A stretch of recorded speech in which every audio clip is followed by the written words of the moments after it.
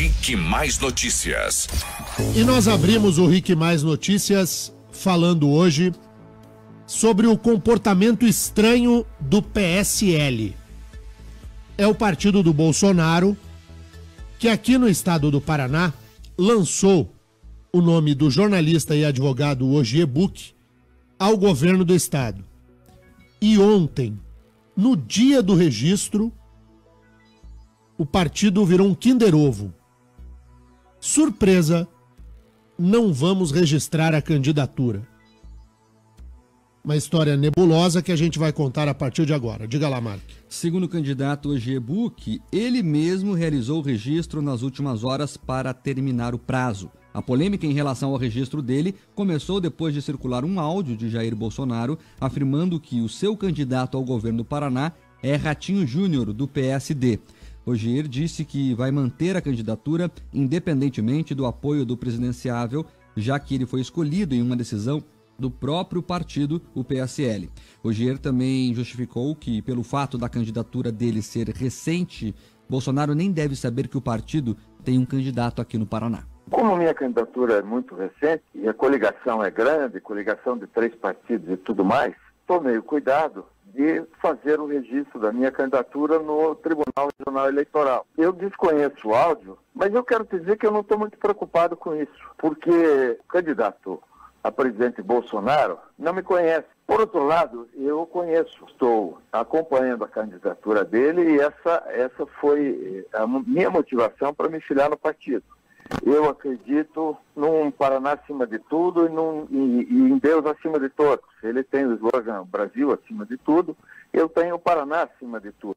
O candidato disse que espera o apoio de Bolsonaro, mas vai entender se ele optar por outro candidato. Mas eu não estou condicionando. Se ele acha que pode, dentro da legislação pertinente, apoiar outro candidato, acho que é um direito de cada um de nós. Eu apoio todas as ideias que ele tem e, evidentemente, que seria uma questão de coerência, mas eu não estou impondo o apoio. Eu fiz aquilo que eu acho que seria competente, tendo em vista que o partido escolheu o candidato. Nossa produção procurou pela assessoria de imprensa de Bolsonaro, que não atendeu às ligações e também não respondeu os pedidos feitos por mensagem de celular. O deputado federal Fernando Francischini, que comanda o PSL aqui no Paraná, também não atendeu às nossas ligações. E a assessoria de imprensa também não tinha um posicionamento do candidato. Denian, essa é a parte oficial, se me permitir, da o bastidor. O PSL não sabe o que faz. A verdade é que o assessor de imprensa de Francischini mandou uma nota. Depois disse assim, essa nota não vale mais. Então, oficialmente não tem nada. Mas eles chegaram a redigir uma nota sobre o caso, depois desautorizaram a própria nota que emitiram e até agora não responderam mais nada. O silêncio do deputado federal Fernando Francischini é inaceitável. O deputado Fernando Francischini tem que dar a cara à tapa e explicar a decisão do partido que está sob seu comando no estado do Paraná. Seja por uma decisão simpática ou antipática perante aos cidadãos do Paraná. Mas que história é essa de que um presidente de partido some, toma Doril, e acontece um registro que é longe do tradicional? Você leve aqui com as palavras. Quando um partido ou uma coligação lançam um candidato, não é o próprio candidato que faz o seu registro. Quem faz o registro é o corpo jurídico de um partido político. Pois ontem, o deputado Fernando Francischini, no partido que ele comanda, não fez o registro da candidatura do Ogier Buch. E o Ogier Buch isoladamente registrou a si mesmo. Tá estranha a história. Tá estranha a história.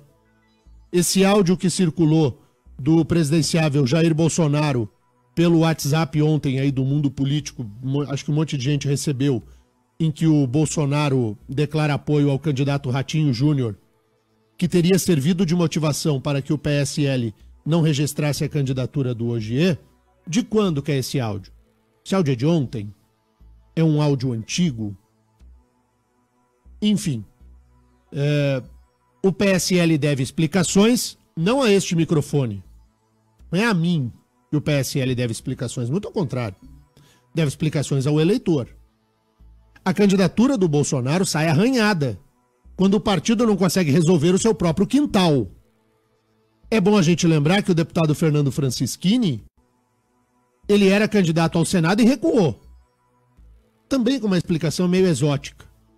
Daí agora ele recua o candidato ao próprio governo.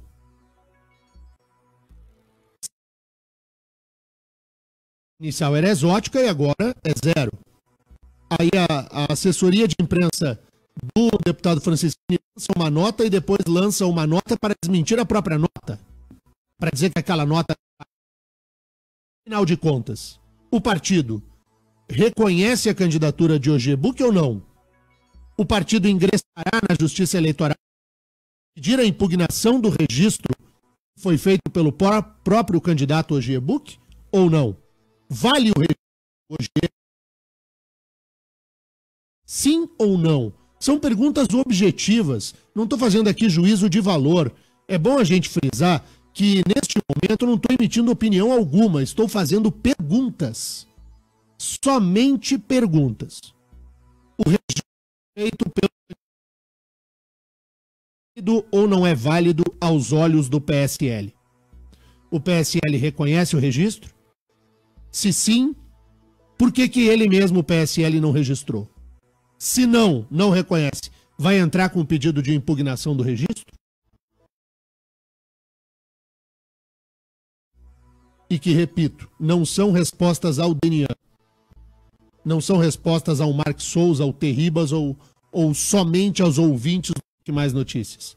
Esta é uma resposta devida ao Estado do Paraná. O deputado Fernando Francischini, todo mundo faz corretamente, de ser um homem destemido. O delegado Francischini. É assim que ele se intitula. Então que o delegado fale e explique qual é a do partido dele, o PSL.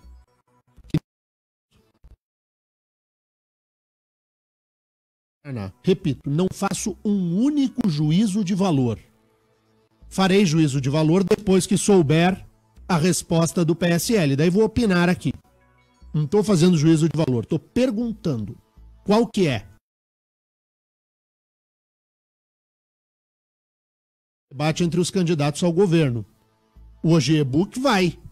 Está registrado? E daí? Essa candidatura é firme ou não é firme? Qual que é a do partido? O silêncio algum, como também não farei juízo de valor algum a respeito do, digamos, do beneficiário dessa história toda, que é o candidato Ratinho Júnior, né? Porque o Ratinho Júnior recebeu, pelo menos em tese, um apoio do Bolsonaro. Então também não vou fazer juízo de valor algum. Aliás, o Ratinho Júnior nessa tá lá olhando só. Tá de fora do processo. Isso aí é o PSL que precisa se resolver. 7h12. Mas tem a cara do Paraná essa história aí. Que a gente falava aqui. Lembra que a gente falava há cerca de um mês atrás dos donos de partido? Que eles comem todo o esquema? É isso.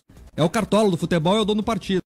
Então não adianta você jogar bem. Você tem que pedir a benção do dono do partido. Que nesse caso...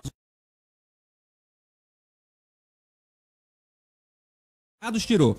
E daí o partido dele registra para governo e retira também. Essas conversas da meia-noite que acontecem e a gente não sabe o que elas têm de conteúdo real. Pois é. Vamos aguardar aqui, não vou fazer juízo de valor, mas aguardo a cacique do PSL no estado do Paraná. 7h13, 7h13. Por falar em cacique, quem manda no PT, no Partido dos Trabalhadores, é o Lula. Manda da grade. É o...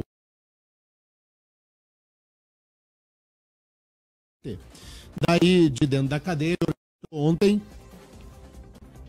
um pedido de registro de candidatura. Eu li nos jornais hoje, assim, Lula se registra candidato. Não, Lula não se registrou candidato. Apresentou a certidão que confirma a condenação de Lula. Com essa decisão, a situação do ex-presidente inelegíveis, já que, de acordo com não podem se candidatar condenados em decisão do órgão judicial colegiado de lavagem de dinheiro eleitoral 8 anos após o término do cumprimento da pena. O Ministério Público Eleitoral pede a Roberto Barroso que o registro seja indeferido. Disso, da rejeição liminar do requerimento, sem qualquer outro efeito jurídico que habilite o impugnado a ser considerado candidato judicial a pretender o financiamento de sua candidatura com recursos públicos que são destinados apenas a financiar campanhas dos elegíveis, justificou a Raquel Dodge. E ontem, no ato para registrar a candidatura de Lula, dezenas de ministérios, indicado como vice, Manuela Dávila, a ex-presidente Dilma Rousseff e os deputados Zeca Dirceu, Paulo Teixeira e Luciana Santos até o TSE. A presidente do partido e senadora pelo Paraná, Gleisi Hoffmann, disse que vai até as últimas consequências, vou frisar isso, vai até as últimas consequências para garantir o ex-presidente na disputa. Chegamos até aqui, é uma grande vitória. Nós já estamos acostumados a batalhar na justiça ou na política. Vamos continuar, em nome do povo e por Lula. Lula vai ser candidato. Em relação à impugnação da candidatura dele, Denian, nossa produção tentou entrar em contato com a defesa que cuida das questões eleitorais, mas não obteve qualquer retorno. Porque nem precisa, né? Porque será uma tese. Tese que sairá derrotada do Tribunal Superior Eleitoral. O pedido de impugnação, elaborado pela Procuradoria-Geral da República, ele é didático. O sujeito está enquadrado na lei criminal em segunda instância por órgão colegiado, portanto, as condições. Ele está atingido por uma causa. Luiz Inácio Lula da Silva é um factoide. O PT sabe mais do que qualquer partido, do que qualquer pessoa, de que o Lula não preenche as condições para disputar a eleição. Gente, o Lula está preso, cumprindo pena, por ter sido condenado em segunda instância por corrupção e lavagem de dinheiro. É uma fantasia a candidatura de Lula. O Ministério Público ontem mesmo já entrou aí com a impugnação do registro e agora a Justiça Eleitoral já vai carimbar nos dias de militância para tweet, postagem de textão no Facebook e meia dúzia de alucinados reproduzindo que a justiça é golpista porque vai tirar a alma mais honesta do processo eleitoral. Factoide, nem vale a pena perder tempo. Daniel, perguntar aqui uma palavra da moda. A candidatura é fake? Fake news total. Candidatura fake forte. Tem os ouvintes participando já sobre esse assunto? Me engasguei, Marcos. Tem a vinheta aí? Você? Eu me engasguei comigo mesmo. Gente, eu engasguei comigo mesma. É golpe, Daniel, é golpe. Até a minha tosse é fake. Quando fala do Lula. Não dá, né? Sabe quem é o advogado Lula, Marcos Souza? O advogado paranaense Luiz Fernando Pereira. Vai perder. A tese do advogado Pereira não resiste de pé a uma análise da Justiça Eleitoral por 15 segundos. É uma tese fake também. 7 horas e 19 minutos, 7 e 19. E os ouvintes da Jovem Pan dizem o que dessa história toda, hein, Mark? Daniel, então, participando aqui, o Solon Valente, aqui de Curitiba, diz o seguinte: o PT que a gente já estava careca de saber, que não tem compromisso nenhum com a lei, apenas com seu projeto de perpetuação no poder a qualquer preço. Também tem a mensagem aqui do Josenei Soek, de Rio Branco do Sul, aqui na região metropolitana, dizendo que Lula, para ele, é igual criminosos de crimes organizados, como o Fernandinho Beiramar comanda o pessoal direto da cadeia. Mesma mensagem, inclusive, do Adriel Felipe. O final telefone 7911, o Davi Cunico, dizendo o seguinte: o Lula registrou, ele vai ser excluído e daí não tem outro candidato no lugar deles, Daniel? Sim, é o Haddad. Fernando Haddad.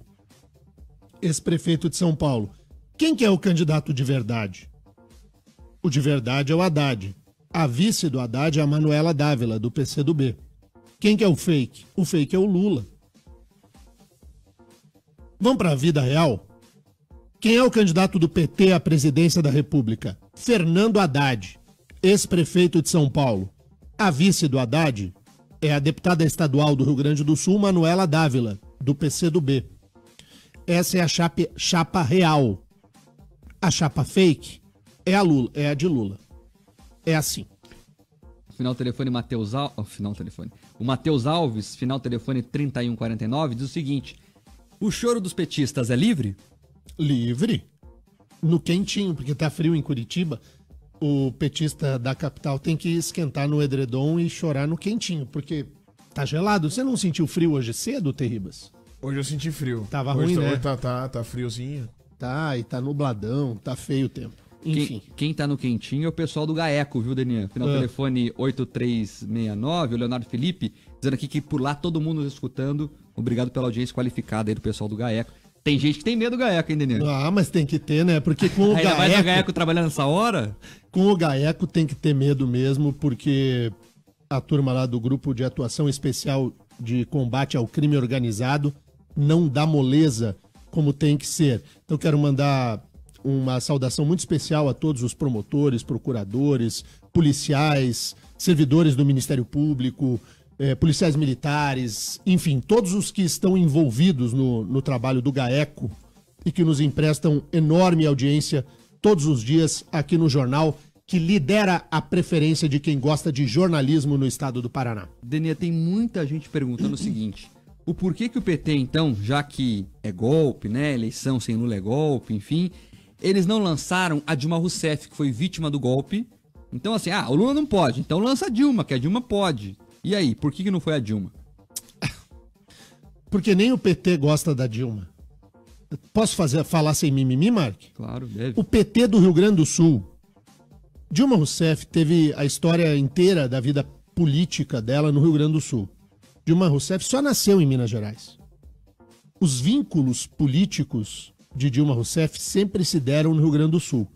Ela foi secretária municipal em Porto Alegre, foi secretária de Estado no Rio Grande do Sul, foi casada com um dos ícones do trabalhismo no Rio Grande do Sul, já falecido, o ex-deputado Carlos Araújo. A filha dela é procuradora do trabalho no estado do Rio Grande do Sul, o neto mora no Rio Grande do Sul, a Dilma mora no Rio Grande do Sul, mas nem o PT do Rio Grande do Sul quis a Dilma candidata ao Senado. O PT gaúcho não deu legenda para uma ex-presidente da República disputar o Senado pelo Rio Grande do Sul. O PT finge que gosta da Dilma, mas quer ver a Dilma de preferência lá junto do vento estocado. Daí lançou Dilma ao Senado por Minas Gerais, porque a conjuntura serviu. Porque também, se não servisse, teria rifado Dilma Rousseff. Dilma tentou concorrer também pelo Piauí. E o PT do Piauí rifou a Dilma Rousseff. Ah, por que não lança a Dilma? Porque o PT quer que a Dilma se exploda. Agora os mineiros vão eleger, hein? Vão, claro que vão. Vão sim, a Dilma será... E eu tô curtindo. Aguardo ansiosamente pelos discursos da senadora Dilma Rousseff no plenário do Senado. Quantas pérolas o Terribas não vai ter que transformar em vinheta aí, Tê? Meu Deus. Eu vou ficar com a TV Senado aberta aqui já. Gente, aí o dia inteiro fico só gravando. O nosso ouvinte Ederson diz assim: eu não sei por que vocês reclamam tanto do PT. É o único partido que reapresenta um candidato verdadeiramente nas condições que o povo quer. Preso e na cadeia. Eu recebi uma mensagem de WhatsApp do Venâncio, ouvinte desse jornal de todos os dias. Que se virar moda esse negócio de você registrar pelo registro, sim, mesmo sem direito, que o Coxa vai se registrar na Série A no ano que vem. Não pode se registrar? Vai lá e se registra. Tô na Série A. Vai lá e apresenta o registro e concorre. Não vai dar, né? Tô sem moral pra falar de futebol. Tá. O Grêmio ontem... Não fale do Coxa. O Grêmio ontem levou uma chinelada e caiu fora da Copa do Brasil. não tem problema. O Zico já tá se escondendo, o Zico do Boa, ele já tá se escondendo já nos terminais aí, porque o pessoal, ele vem aqui, ele desce o cacete no coxa e no Atlético. Não, eu não aí quando ele vai desço o embora, cacete no coxa. ele vai embora escondido. Eu gosto, deixa eu falar uma coisa de verdade. Eu gosto do Coxa. Eu tenho simpatia pelo Coxa. Sabe por quê? Pela história tão curitibana desse clube. O clube que tem mais cara de Curitiba é o Coxa, mais do que o Paraná e mais do que o Atlético. A cara da cidade de Curitiba. O Paranito, o nosso Paranazinho, que a gente torce tanto Terribas e não vai.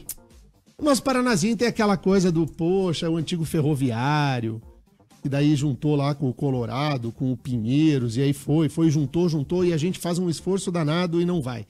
E o Atlético Paranaense é o novo rico, né, Mark? Tava lá, tinha sua baixadinha humilde, daí construiu... Não, que não era humilde, já era uma baixada, já era um estádio bacana. Lá atrás era humilde. Primeira, era uma baixada humilde. Bancada de madeira. Bancada de madeira, daí fez o estádio mais moderno do Brasil à época, orgulho. Todos os brasileiros curtiam a Arena da Baixada. Daí depois transformou o único estádio com teto retrátil. E aí fica se esnobando, é o novo rico, esnoba a própria torcida. Não deixa ninguém lá. Não deixa ninguém lá. É o novo rico. Eu tenho enorme carinho pelo Atlético, tenho mesmo, de verdade. Eu admiro demais o que o Atlético representa. Hoje é o principal clube do estado do Paraná, o Atlético Paranaense. Mas como partido de dono não dá certo. Clube de dono também não. O Atlético é tipo Fogão Novo. Não, o Atlético é clube de dono. Tem um dono. E enquanto tiver dono, o clube será sempre do dono e não de sua torcida. Daí quando o clube tem dono, que é o caso atual, a torcida do Atlético Paranaense é deixada pra lá. Eu conheço atleticanos assim que estão muito, muito incomodados com essa situação, perderam o gosto e o prazer de ir ao campo. Perdeu a graça. Tá louco lá pra torcer pelo seu time, mas é tanta pancada na cabeça que o dono do Atlético dá no torcedor que o cara perde a paciência. Eu sou solidário. Eu acho que um dia vai passar e o Atlético vai voltar a viver os momentos áureos merecidos pelo Clube Atlético dos Paranaenses. É o maior hoje, o maior e mais importante clube de futebol. O Coxa tá nessa situação lamentável. O Coxa não vai conseguir subir. Se não melhorar um pouquinho, o Coxa é governado pelo PSOL. Não tinha como dar certo. E tem a pior escalação da história. Mas o Atlético é um fogão novo. Sabe o fogão novo? Você compra o fogão, ele tá ali, ó, bonitão o fogão. Mas você fala assim, não me frita nada, não me cozinha nada, que você vai sujar meu fogão novo. Não usa o fogão. Aí. É tipo isso. É um fogão novo. É isso aí. É o fogão novo do Atlético Paranaense. Agora, puseram na presidência do Coritiba a militância do PSOL. Achavam que ia funcionar? Ia funcionar? Não, né? Coitado do Coxa. Deni, aqui rapidinho algumas participações. O Gabriel de Toledo pede para você mandar um abraço pro pessoal da Mascarelo, lá de Cascavel, que tá participando aqui, diz que todo mundo nos ouve por lá. Mascarelo, um grande abraço a todos. O que a Mascarelo será? Mascarelo, ela monta ônibus. Ônibus, opa. De ônibus. Toda a turma lá da Mascarelo, um grande abraço, muito obrigado pela audiência. Toledo a gente bomba. É líder absoluto em Toledo. Cascavel chega a zunir o som da Jovem Pan. Deste jornal em particular, mandar um abraço enorme pro oeste do estado. Nós estamos devendo, Terribas, uma visita ao oeste e a Ponta Grossa também, né? Né, chefia? É isso aí, Camila Buff, você pode me ajudar com isso? Camila tá ouvindo. Se você puder me ajudar com isso, Camila, eu te agradeço. Que todo dia é uma indireta. Uma das grandes emoções, assim, é ir de avião pra Cascavel. E eu e o Denil, a gente já foi xingado na fila já, né, Denil? Mas tudo bem. Vamos pro intervalo, depois a gente fala disso. Rick Mais Notícias. Rick Mais Notícias aqui na Rede Jovem Pan. Durante o intervalo, o Mark aproveita para dar uma revisada aí nas centenas e centenas de mensagens que chegam aqui ao nosso WhatsApp, também na live do Facebook. Eu preciso agradecer uma explosão de mensagem, muita coisa. Mas o Mark revisou e pediu que nós abríssemos o bloco aqui respondendo aos ouvintes, porque há uma dúvida em comum de muita gente, né, Mário? Denilson, são dezenas de mensagens com o mesmo conteúdo. Eles não entendem assim. O Lula vai ser declarado inelegível, muito provavelmente pela justiça, e daí entra o Haddad. Mas quem foi registrado foi o Lula. Como é que o Haddad pode assumir o cargo do Lula e quem vai ser o vice do Haddad, já que ele era o vice? Esse imbróglio jurídico que as pessoas não entendem. Quando a candidatura de Lula for indeferida, o PT registrará um outro candidato no lugar dele. Mas eles têm esse direito, então? Tem. E esse registro, ele vai ser mais facilitado pelo fato do Haddad, neste momento, já aparecer no registro. Porque o Haddad está junto com o Lula no registro da candidatura.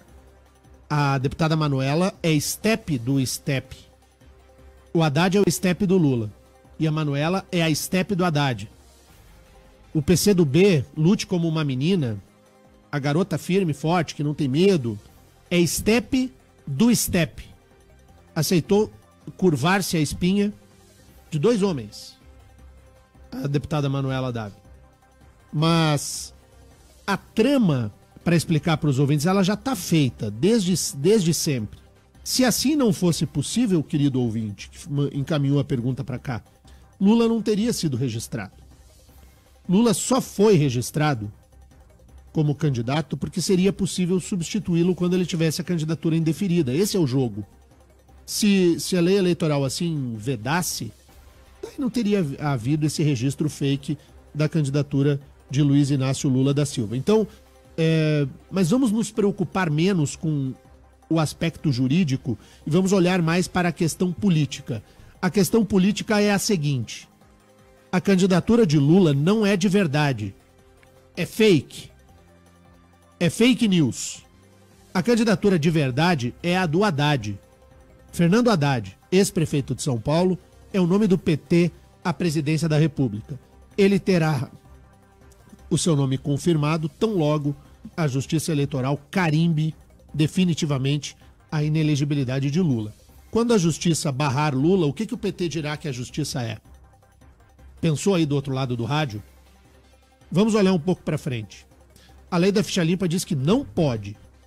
Portanto, Lula será barrado. Quando a Justiça barrar Lula, o que o PT dirá que a Justiça é? Respondeu mentalmente? É golpe? Respondeu golpista? Que a eleição não será legítima? Enxergou a jogada do PT? Pois é essa aí. É isso que o PT vai fazer para tentar confundir aquele que é carente de informação. Denis, aqui é a prova que o PT engana todo mundo.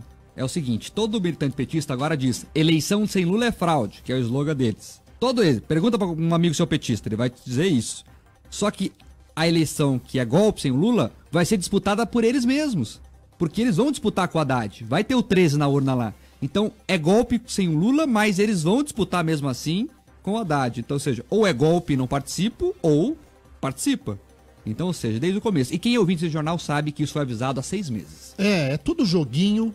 Tudo jóia. Exatamente, faz meio ano que a gente, desde o dia da condenação de Luiz Inácio Lula da Silva pelo Tribunal Regional Federal da 4ª Região, em 24 de janeiro de 2018, antes até porque nós já projetávamos que Lula perderia por 3-0 no TRF, desde o ano passado nós já falávamos que Lula chegaria à eleição inelegível.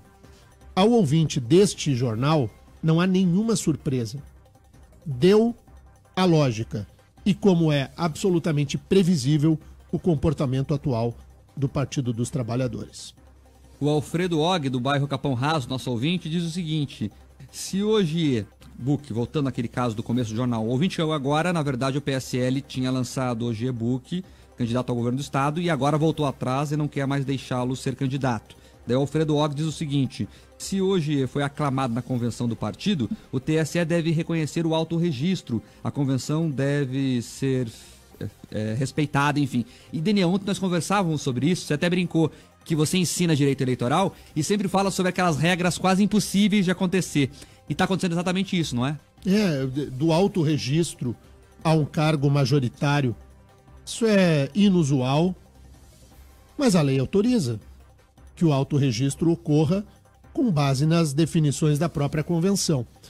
É inusual, mas o Brasil conseguiu, por exemplo, ofertar aos professores de direito um decreto de intervenção federal, que não havia. O Brasil deu aos professores de direito um processo de impeachment completo, porque o do Collor era semi-completo. Ele renunciou, assim, né? Então teve um processo de impeachment completo. Teve uma tentativa de processamento de um presidente da República no exercício do mandato por crime comum. Nós temos um ex-presidente da República preso em segunda instância para o debate a respeito da a pena deve ou não deve ser cumprida em segunda instância, debate sobre presunção de inocência. Enfim, o Brasil oferta ao estudante de direito um cenário riquíssimo, Marcos Souza. Cada dia uma agonia. O Sérgio Ariel, Deninha, pergunta, e vários ouvintes têm a mesma dúvida, mas afinal, na urna vai aparecer o nome de quem? Haddad ou Lula? Mais uma pergunta dos ouvintes. O Haddad pode se utilizar daquela ideia do Lula, lembra? Pode ser Haddad, Lula, desculpa, Fernando Lula Haddad, por exemplo, ele pode se utilizar disso, desse artifício? Acho que não.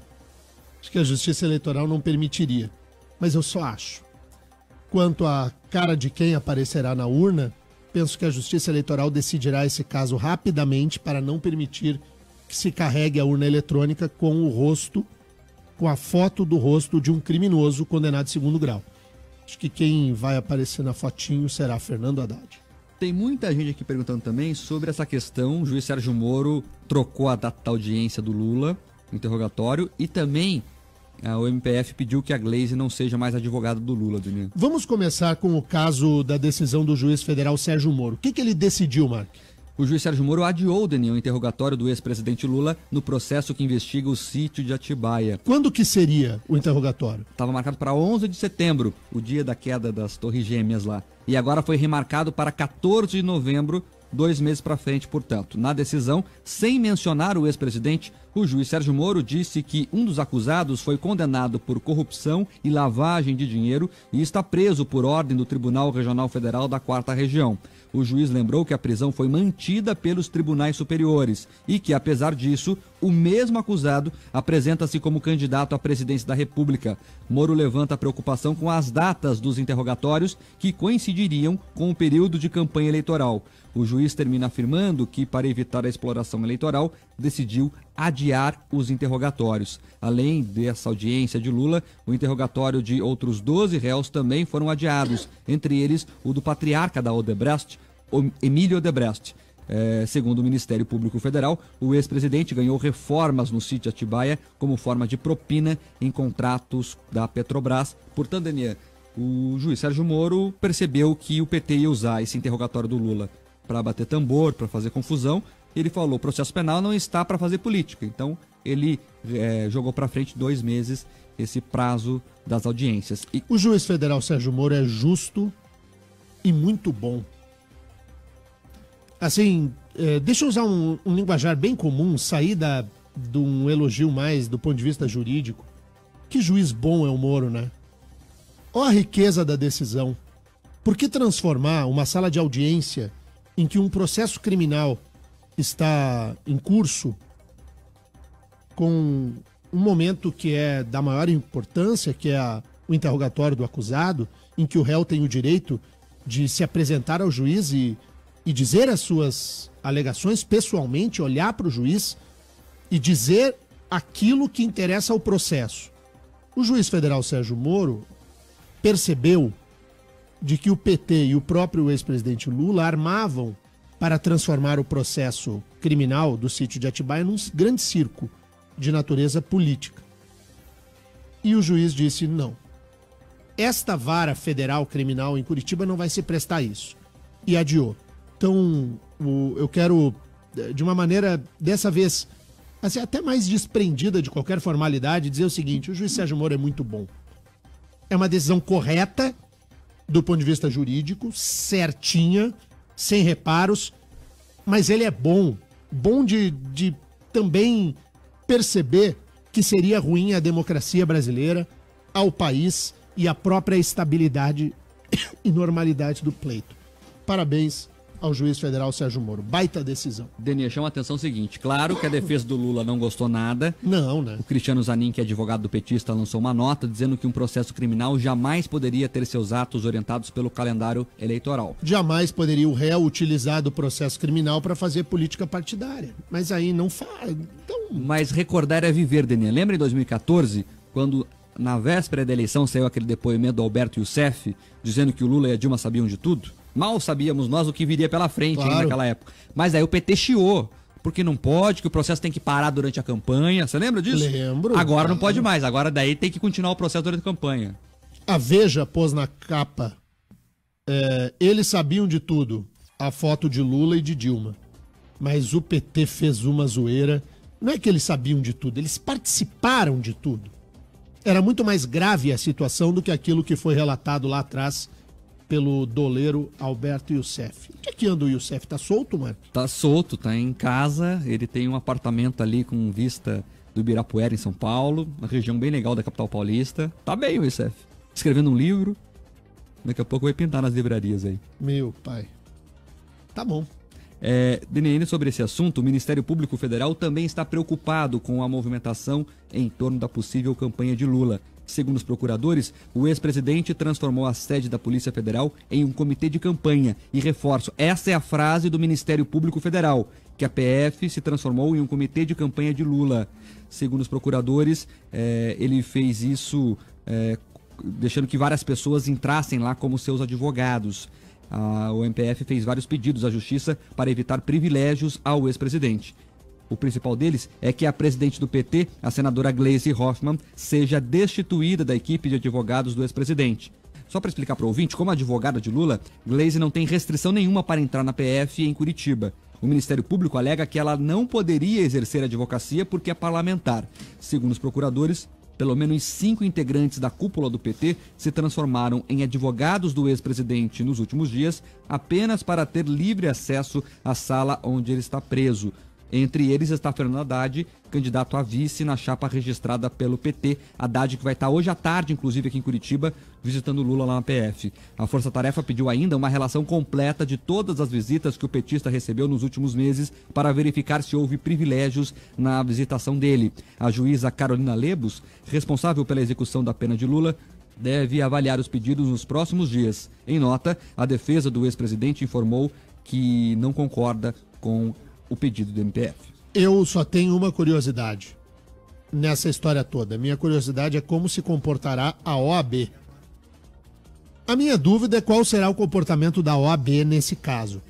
Porque envolve, em tese, uma prerrogativa do advogado, que é a de ter acesso livre ao seu representado, seu cliente.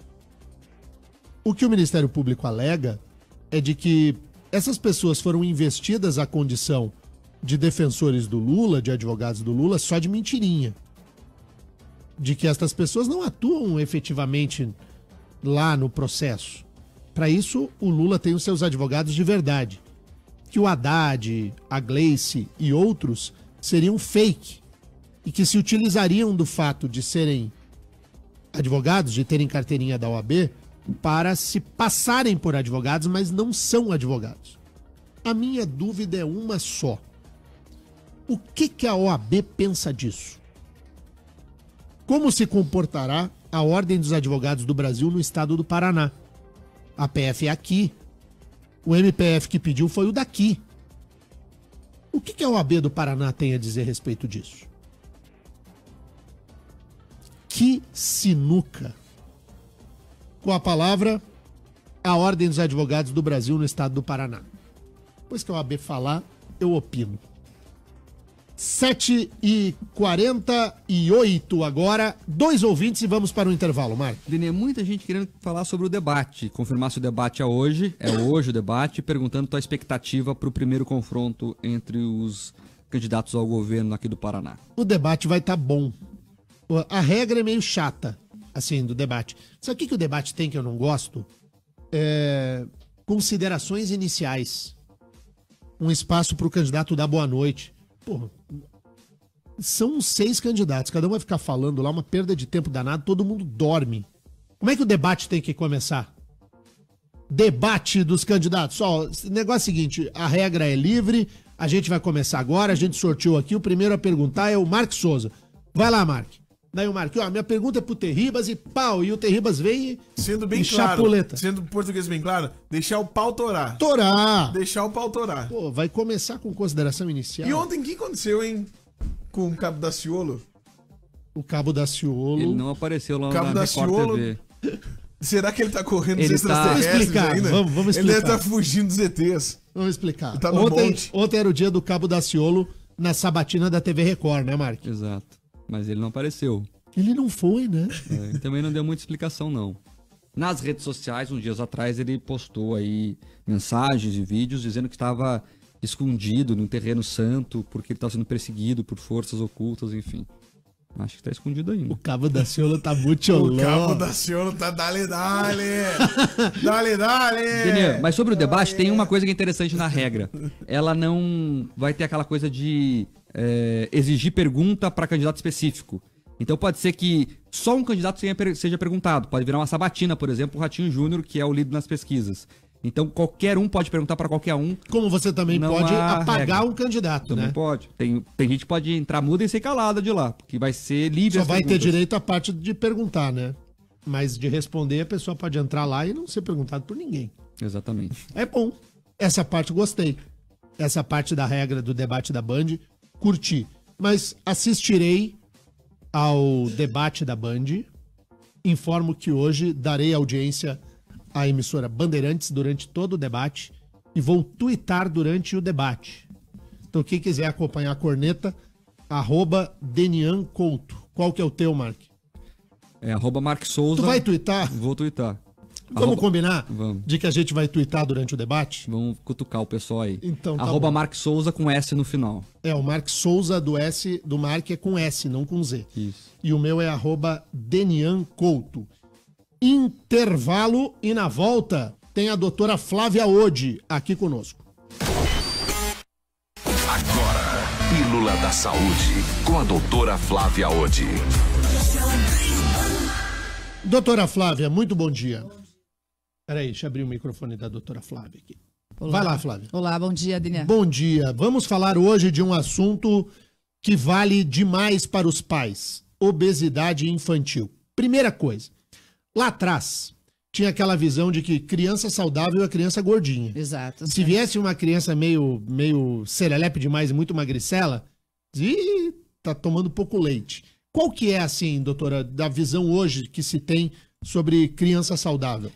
Hoje a gente não tem mais essa visão de que a criança gordinha e obesa e super alimentada com excesso de todos os leites adoçados e tudo são saudáveis. A criança saudável é aquela, obviamente, que come comida de verdade, que brinca, que se movimenta e que não está com sobrepeso. Então, porque uma criança que está com sobrepeso, ela tem mais de 80% de chance de ser um adulto com sobrepeso ou obesidade. Então, A esse culpa é do conceito pai e da mudou. mãe, né? É verdade. Dos responsáveis, claro. Exato. Assim, na obesidade infantil, eu acho que é uma grande responsabilidade dos pais, sem dúvida nenhuma, porque, na verdade, as crianças primeiro imitam o que os pais fazem, depois os pais são os responsáveis pela dispensa na casa da família, mas também eu acho que existe uma responsabilidade até do governo, e uma responsabilidade pública no que se refere a propaganda dessa alimentação, a também o hábito de vida do estilo, que é só no computador, que é só sem se movimentar. Isso tudo ocasiona uma epidemia que está sendo. Hoje, 1/3 das crianças brasileiras estão com sobrepeso ou obesidade. E no O mundo, número é muito alto, É né? muito alto. E no mundo, em 2025, está estimado que mais de 75 milhões de crianças no mundo serão obesas. Então, isso é um dado muito alarmante. Né? Doutora, esse tema da obesidade infantil, ele sempre traz, assim, algumas questões que são meio repetitivas. Uma delas é o tal dos sucrilhos, vou fazer a propaganda aqui, paciência.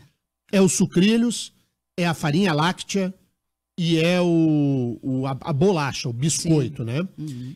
Esses 3 alimentos que são tão próprios de acompanhar o crescimento das crianças, eles são alimentos que verdadeiramente devem ser evitados Ou tem como usar um pouco? Como é que faz para É. trabalhar questões dessa natureza? Veja, o ideal é que seja evitado e trocado por alimentos mais saudáveis, porque nos sucrilhos, né, ou nesses cereais matinais, eles têm muito açúcar, assim, exageradamente rico em açúcar, rico em frutose, aquele xarope de milho também nos refrigerantes. Aí as bolachas recheadas são entupidas de gordura saturada, de gordura hidrogenada, que é super... faz muito mal para a saúde. Então, realmente tem que ter essa mudança de hábito. A gente pode ter a ingestão de lácteos, de biscoitos mais naturais, de pão, de grãos integrais. E a gente precisa mudar essa cultura porque, claro, é a comida mais fácil, é a mais rápida e a mais prazerosa para a criança. Mas, sem dúvida nenhuma, isso causa obesidade, que vai causar hipertensão, diabetes e problemas de saúde muito precoce nas crianças. E os ouvintes, Mark? O Agostino aqui pergunta, doutor, o seguinte, que tem muitos pais que deixam a criança comer o que quiser. A criança faz manha se não comer, e daí acaba para a criança parar de chorar, dá o salgadinho, dá para falar, Marco, os Cheetos? Dá a Coca, dá, enfim. Sim. Como fazer isso? Como fazer com que a criança pare de fazer manha para comer o que quer? Eu acho que primeiro é importante, assim, como eu falo, a criança repete muito o hábito dos pais. Se os pais têm maus hábitos, naturalmente essa criança vai ter. Se o pai come salgadinho, não vai comer salgadinho e não querer que a criança coma. Exato. E depois, eu acho assim, tem que respeitar os horários da alimentação e muitas vezes não substituir.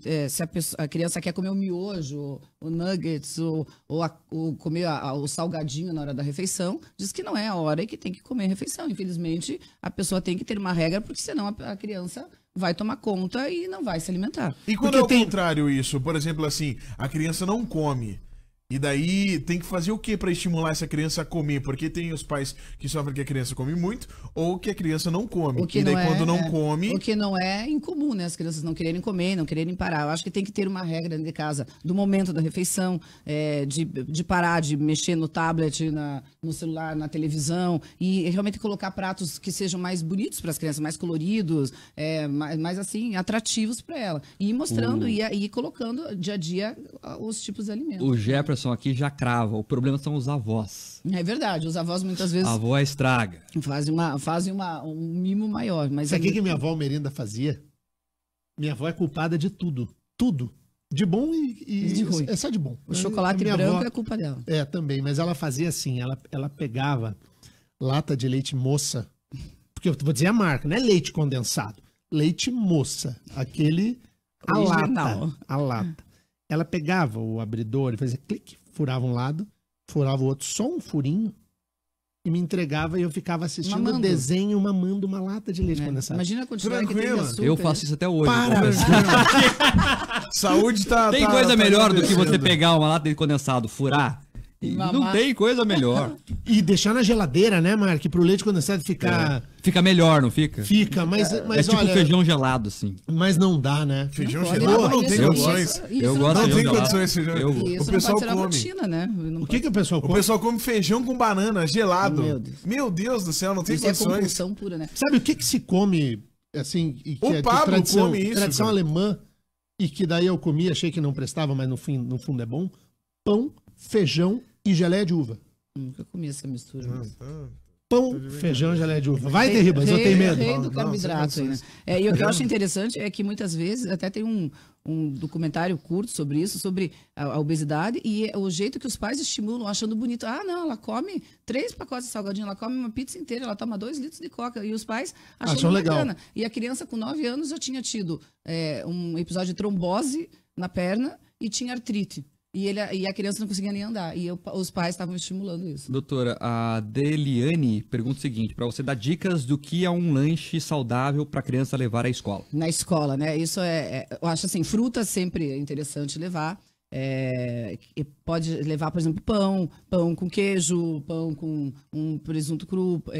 Pode fazer, por exemplo, sucos naturais. Isso são opções bem interessantes. E não né? a bolacha recheada. E não né? a bolacha recheada. Às vezes pode fazer, por exemplo, um bolo caseiro, né? E levar um bolo com que não tenha toda aquela quantidade de gordura, até mesmo um biscoito que faça em casa, né, que não tenha toda essa gordura hidrogenada, é o ideal. Porque aquele bolo que a gente compra industrializado no mercado, aquilo lá é aquilo veneno. também, mas existem muitas formas de fazer bolo com até sem glúten, com farinha de arroz, com cenoura e até com chocolate 70%, que pode ser saudável também, né? Agora sim, eu tenho uma dúvida, doutora, minha agora. Eu conheço alguns casais amigos meus que estão com filho pequeno, e daí a mãe toda preocupada, Denian.